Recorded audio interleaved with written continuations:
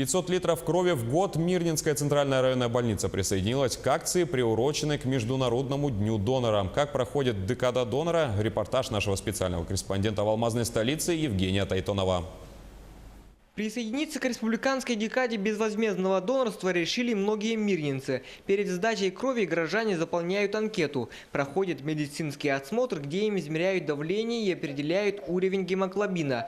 При успешном прохождении медицинского обследования потенциального донора направляют в операционный зал. Доза у нас, как и у всех, стабильная. 470 мл цельной крови донор сдает.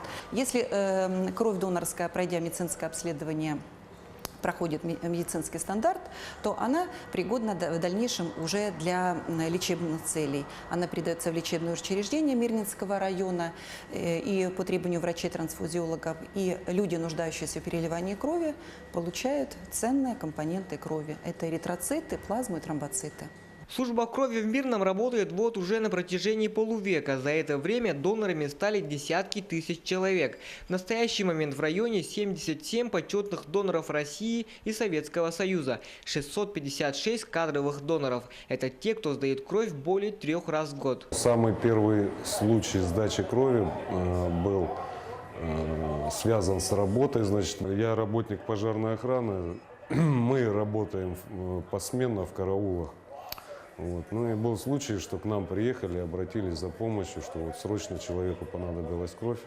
Мы в составе караула приехали, ребята все сдали кровь, ну и тем самым кому-то, наверное, очень сильно помогли. Также с каждым годом увеличивается количество первичных доноров. Их в этом году уже 118 человек. Мы очень рады, что у нас с 2008 года резко, кардинально перешел перелом по донорам. У нас сейчас 40% составляют люди от 88 и младше возраста.